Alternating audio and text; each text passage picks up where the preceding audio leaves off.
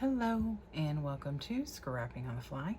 My name is Kristen and I am here with the third week of courageously crafting scrapbooking through the hard stuff.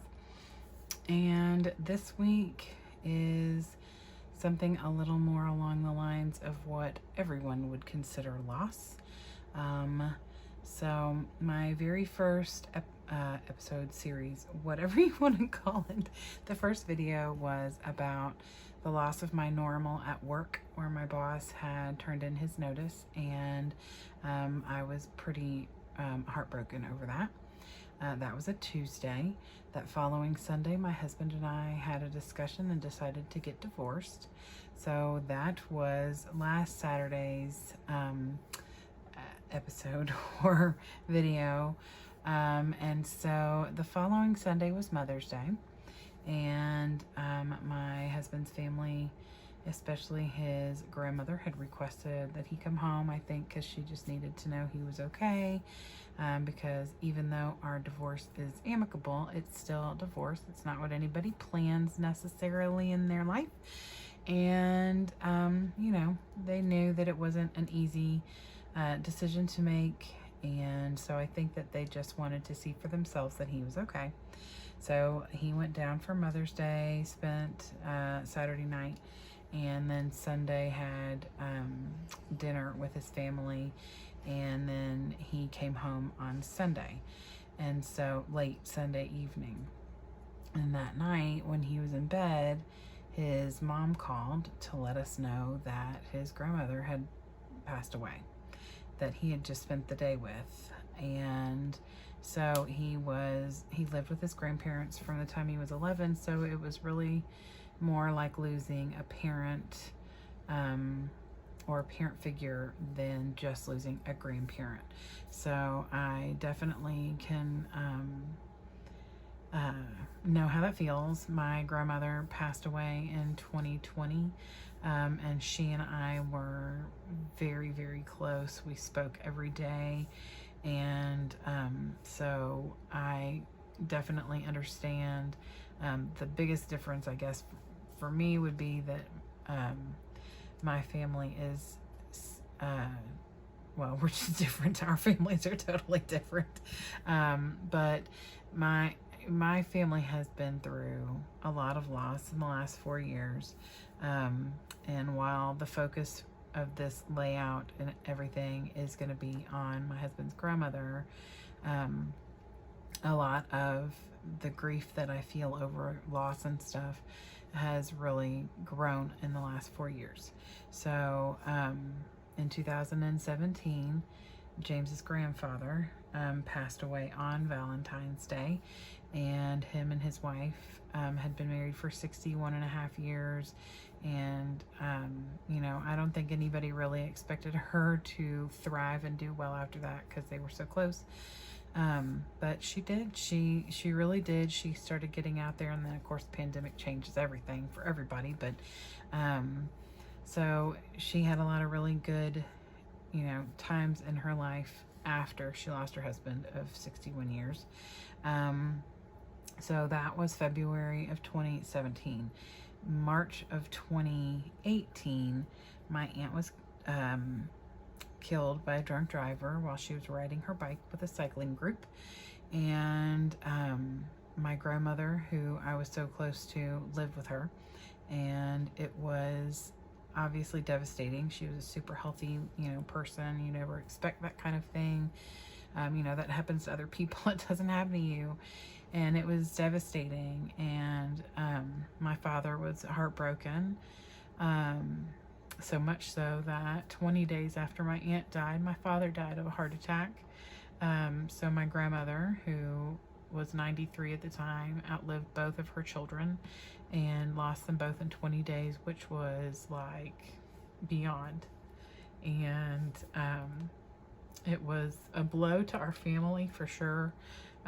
We all were grieving so much and trying to wrap our heads around things that were not expected. I mean, my dad was a big guy and had been unhealthy and ill the year before, but it actually was in better health at that time than he had ever been. And so it was not anything expected. We had gone to Texas for my aunt's funeral, and then because my grandmother insisted, we went on our normal spring break trip to the beach, which we weren't going to do, but my grandmother was very determined and forceful and told us that we needed to go. So we drove and spent a week at the beach where we go every spring break. And then we came home on Sunday, and my dad died on Thursday. And it was, shocking and hard, and I grieved for well, still and it's hard to believe that it's been over 4 years, because I feel like it was just yesterday. Sometimes the pain is pretty fresh. And so that was April of 2018, and so almost 2 years later, my grandmother died the morning after her 95th birthday. My sister and I received phone calls saying that she had gone to the hospital after a birthday dinner. She was complaining about her stomach. They just thought she had a stomach bug. We all thought she just had a stomach bug, and it ended up being something worse. And so my sister, my mom, me, and our kids all got in a van, and my sister drove pretty much, well, not pretty much, she literally drove through the day and the night, 18 hours to get to my grandmother. We got to our hotel, and we weren't allowed to go see her till the next morning, and we got a call in the morning, and so we went to see her, and she stayed and waited for us. So once we got there, she felt like she could go, and so we at least got to see her and say goodbye. And we talked to her the night before and wished her a happy birthday, and she just told me to hurry. So, we did. That's when my sister decided she wanted to drive through the night. And so we did, and we made it, and we got to speak to her. She was pretty out of it, of course, but, she knew we were there, and that's really what mattered. So that was March of 2020. Then the following year, my uncle, who had lost his wife, died. He was struggling, so my cousin has now lost both her parents in a matter of just a few years. So like I said, for 4 years was there was a lot of grief and a lot of loss. And so then to top off all of the grief that we've been dealing with as a family, on Mother's Day, my husband lost his grandmother. And so the quote that I have, and I've had this in my phone actually since my dad died, is, "The reality is that you will grieve forever. You will not get over the loss of a loved one. You will learn to live with it. You will heal, and you will rebuild yourself around the loss you have suffered. You will be whole again, but you will never be the same. Nor should you be the same, nor would you want to be, nor would you want to." And I don't know who that is quote by. This doesn't say on here. But I just felt like this has always been something that really struck me. And anytime, Facebook's real good about giving you those kinds of quotes and stuff. And so I'm pretty sure that's where I found this, or somebody texted it to me. Pardon me, my nose is running. That's what happens when the tears start coming. So this has been something that I have definitely held on to and looked back to, because you aren't ever going to be the same. You will always have something, some piece of you will be different. Maybe not missing, but different. I cry at weird times. I especially think about my father and my grandmother, because they were a presence for me. Like, I was with them often. I spoke to my grandmother every night at 9 o'clock, like clockwork, for years. And so I miss that. My aunt was one that, we spoke to just not on a frequent basis, and she lived out of town. Same with my uncle, and even my husband's grandmother. So, with my dad and my grandmother, it was a, almost daily talk or text or something. And I talked to my mother every day after my father died, of course, to check on her. And so, you know, it's hard when it's someone that is meant to be there. They're supposed to be there all the time. And so when they aren't, it's, you know, it's something is missing. Time with that person that you're used to having or whatever is different. So with that being said, I stopped documenting my father, and just focused on my grandmother. And so for the first year after my dad passed, I just talked to her all the time, and I let her lead the conversation. He used to call her every night every day. He didn't have like a set time. He'd call her just every day. And I felt like she was going to miss that. And I felt like my father would appreciate it and was asking me to take his place. So that's what I did. I started calling my grandmother every night at 9 o'clock. I had an alarm set on my phone at 8:55 to remind me, just because, you know, you lose track of time when you're doing TV or scrapbooking or whatever you're doing. And so every night at 8:55, my alarm would go off and I would call my grandma and we would chat. And I let her lead conversations because if she ever wanted to talk about my dad or my aunt, then I was okay with that, as long as she brought it up. I never wanted to be the one to start the conversation because it's, you know, painful. So I didn't document my father for a long time. But I don't know when it began, but it was less than a year after my dad died that I realized that she was telling me these amazing stories, like amazing stories about him when he was a kid, about my aunt when she was a kid, about my grandmother when she was a kid, 90 something years old, and she remembered when she was 5 like it was yesterday. I wish I had her memory. But anyway, so I started writing down the stories, and that started me writing stories about her, but it also had me writing stories about my dad and like of his childhood and things that he did, you know, like setting fire to the kitchen, whatever. It's no big deal. He was mischievous. So there's lots of stories. But that's what got me started documenting him again, is I made a journal of my grandmother's life with her stories that she told me, and I told her I was doing it so she would think of new stories to tell me. It was very special for me, and I still have that in a leather bound journal. And it's very precious to me, and it's super, the time we spent communicating and hearing stories. And, you know, there were stories I had heard 1,000 times before. My grandmother told me, you know, the story about my dad shooting arrows into the boat and sinking the boat, and, you know, all the different things that my mischievous dad did when he was a kid and even a teenager. But hearing him again now that he was gone was different. Like I was soaking all of that up. And so I think that's part of why when I lost her, it was like losing him all over again, because then all that was gone. But then it wasn't, because I have this book with all these memories and some pictures and stuff. So that's what started me documenting my father again. And it was super special to me. And it started this process. And on top of that, I will say that my daughter was very close to my father. They were two peas in a pod. And when we lost him, she shut down. And she didn't want to look at pictures. She didn't want to talk about pictures. We got through the process of finding pictures for his service. And after that, she wouldn't look at them.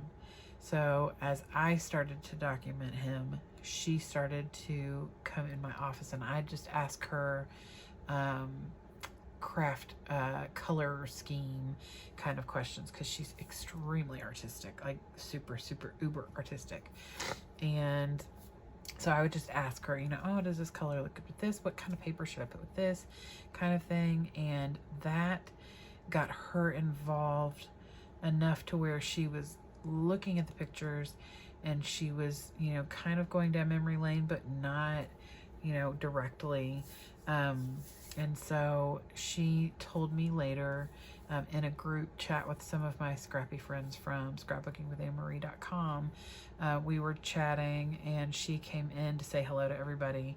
and she said something about how much she appreciated this group of friends of mine and how much they have meant to me, and that my scrapbooking had really meant a lot to her because she was able to start processing her grief and looking at these pictures of my dad. And so that was important, and it is important. It's so important to document. And I know it's hard, and I know that it is painful, because you're looking at these pictures, and whether it's pictures of them when they're alive, or whether it is pictures of, like the picture I have here is actually at the service, and these are the pallbearers, and it's my husband and his cousin and his brother-in-law and my son and his cousin's kiddo, and you know, they're just sad, they're heartbroken. I mean, she had lived a very full life, and I think that she was probably ready because she was ill, or had been, but you know, it's loss and it's painful, but it's so important to feel it and to let it out. And whether you want to, you know, cry over your scrapbook like I'm doing right now, luckily I'm good enough distance away from the paper so I'm not making any kind of a mess on my layout. Or if you want to laugh, you know, I mean, I have so many pictures, you all, of my dad and my grandmother that make me cackle laugh. I mean, cackle laugh, because they are hysterical, because they were goofballs, which is where I get it, gratefully. It's one trait that both my grandma and my dad had that I am thrilled to have. I wish I had their brains and their memory, but whatever. I'll take what y'all want to give me. But it's just, I guess it's because it's so hard sometimes to document it, because you don't want to grieve, you want to push forward. I think that's why it makes it so important that we do grieve, that we, you know, that we I can't get my words out, sorry. I think it's just really important to feel the feelings that you need to have, and to and then document them. And if it's something super uber personal that you don't want to write down, you know, you're mad, or you're, you know, going through one of the stages of grief and you're in denial, then if you're in denial, scrapbook the ones where they're alive and well, and you can just live in that moment with that day. Like, you know, when something happened good, like I just documented my off the board with pineapple papers this morning was my grandfather, and he died in 1999, and that rocked my world. That was the first, I mean, I had been dealt some pretty rough things with, you know, typical my great grandparents, and I had a friend in high school who committed suicide, and another friend who died under a house, and you know, things like that you know, you are hard to deal with and hard to process. But losing my grandfather, even though I was 23 years old, I was devastated. I mean, he and I were super close, and I've been obviously very lucky with really amazing grandparents and parents. But documenting that picture of him today was one of the first times I've ever scrapbooked him. And it dawned on me as I was doing it that this was one of the only pictures in recent years that I've documented of him. And that made me kind of sad, because he was such a big part of my life. So I'm going to dive into some old pictures and start documenting pre-children, pre-dogs, pre-marriage, pre-all that stuff. So anyway, now that I've rambled and rambled and rambled, I am going to create a layout of this picture. I'm going to cut this down because I don't need hair and I don't need this empty space. So I think I'll make it a 4x4 because I don't really need all the other stuff. And I'm going to cut this picture of this person off of here and just use the quote because it says something like staying alive is not enough, which is totally true, but it's not very fitting when I'm documenting a funeral. Anyway, so I wanted to use these pictures, or this picture and this quote, and I'm going to use the Echo Park I Love Family by Lori Whitlock. And there are some things on here that didn't seem appropriate at all. And the first thing I pulled out that I thought would be great it was not. So I put that back. But anyway, this had some stuff on here like full of memories. I love this little flower. I think I'll bring in a lot of this tealy colors. I really love this little banner. And then there was some papers in here that I thought would be really good. I think it's this wood grain, but I have to look. I haven't pulled it all out actually. I'm just looking up here. So anyway, I guess the gist of what I want to say is that grieving is part of life, and death. And losing people is part of life. That's what, you're not going to get out of this world unscathed. You're definitely going to lose people. I think it's just really important to document, at the very least, to document their life. And making a book of my dad, well, actually made boards of my dad for his funeral. And after the funeral was over, I didn't know what to do with these boards because some of the pictures were like from my grandma's scrapbook or, photo books. And so it wasn't like they were just all copies. And so I took the board, I took the pictures off, and I stayed at my mama's house for 2 weeks while she was, processing and grieving, and we grieved together. And my kids came with me, and she lives here in town. And so we just stayed with her. And while I was there, I brought a box of scrapbook supplies, and I made a book of the pictures from my dad's funeral because I couldn't let them go. And I didn't want to, put them back in the book. I just wanted them all together because we had gone through, my dad took thousands and thousands of pictures, but he's never in them because he's a photographer. So that's the other thing I would like to say to you. Make sure you are in some pictures, please. From a grieving daughter, make sure you're in some pictures because I luckily take a lot of pictures too. So I had some really good pictures that I had taken, or my sister, my brother-in-law. But my dad was behind the cameras. My grandma was behind the cameras. So please get in front of a camera. Not just once, not just here and there. Be in the pictures. Learn to set it up. Be in the pictures.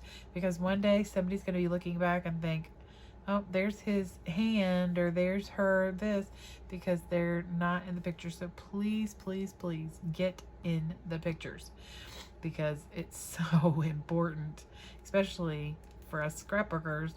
It's hard. So, okay. Now, I am going to fast forward everything. I'm going to build this layout with my pictures.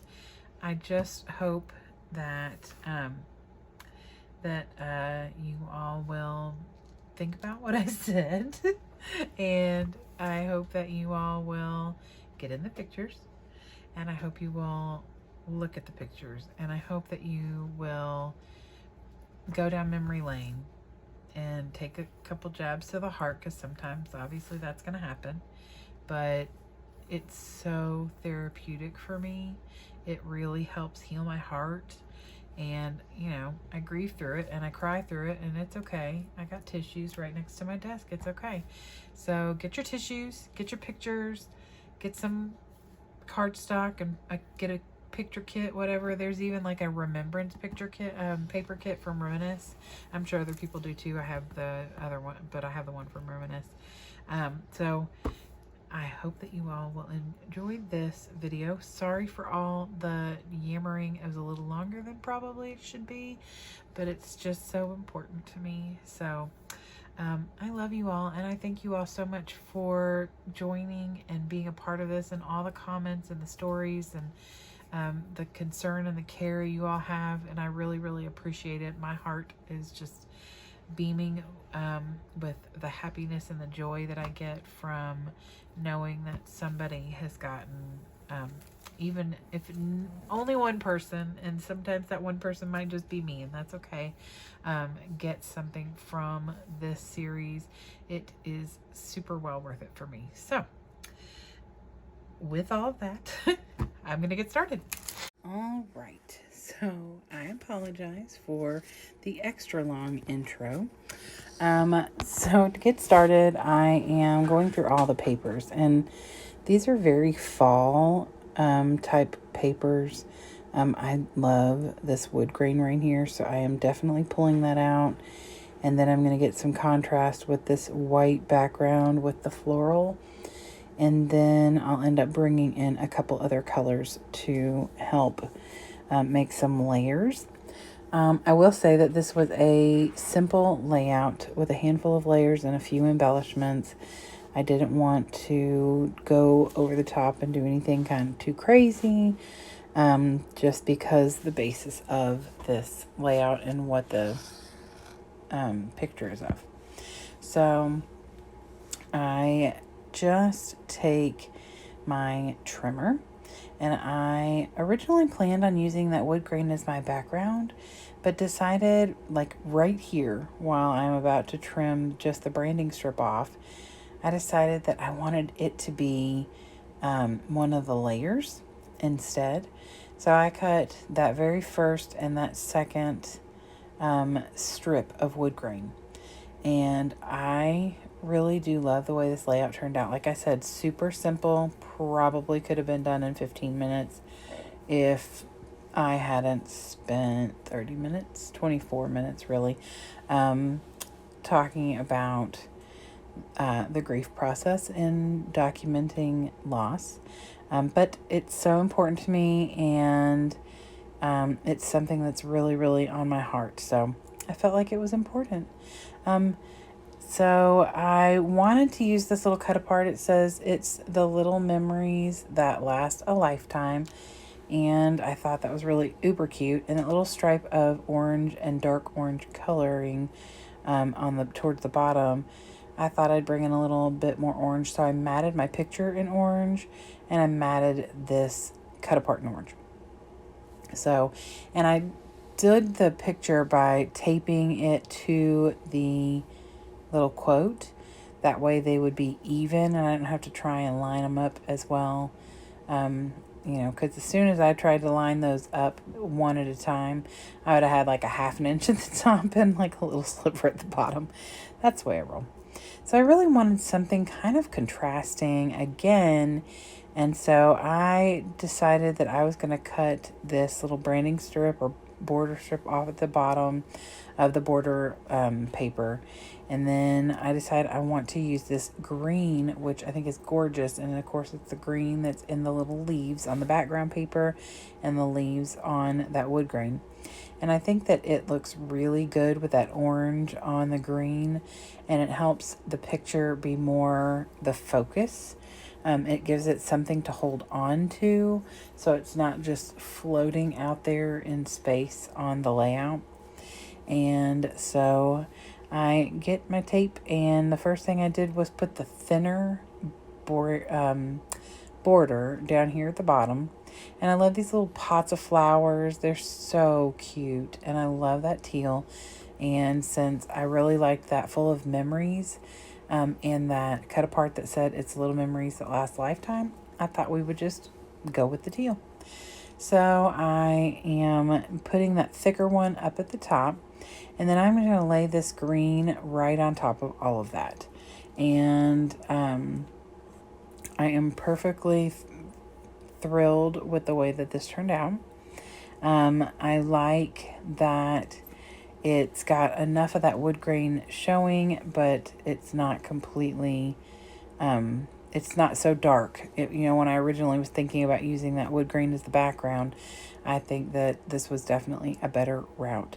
So I matte that it's the little memories that last a lifetime, because it was going to disappear into that busy paper. And I matted on the orange, which is the same orange I used to matte my picture, but I took Walnut Stain by Tim Holtz Distress ink, and I ink around with my dauber so that I can get a little bit of that walnut color in that paper, so it stands out a little more against, because it's right next to where the picture's matted in that same color. So I pull out the sticker sheet, and I knew that I was going to use this tealy colored flower in the pot, because that was kind of what I had talked about in the very beginning. And then I also knew I wanted to use this Full of Memories little banner. And so since I already have that little cut apart over there, I didn't want to put that Full of Memories right above that. So I moved it over and have it coming out from that green strip of paper. And so that's going to give me a triangle of that tealy floral, or at least the teal. The florals are kind of everywhere, but I thought that would kind of bring your eye right there to the picture, which is the point. And then I get some of these little flowers. I put a heart up here at the top by the Full of Memories. You could take that as the title is Heart Full of Memories. You could use the title as It's the Little Memories That Last a Lifetime, whatever you want to do. And then I take these small little flowers. I put one at the end of the quote, one at the top right corner of the cut apart. And then I picked up this another tealy colored one, and I thought I was going to find a good place for it. And it just wasn't going to work for me. And then I put it back and got this smaller orangey red colored one. And I put it up at the top of the picture because there's all that white space, but I didn't want to cut the picture down any more than I already had.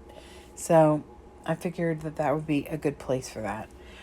So I just put that little flower there. And I got this banner out and I tried, but I just don't like the way that the only way for me to hang it to where I thought it was going to look right, well, there was just never a way for it to look right because it was hanging wonky. Either looked like it was hanging sideways, or there was weird stuff kind of hanging out from the bottom. So I decided that I was going to be done, and I'm staring at it, making sure I'm done.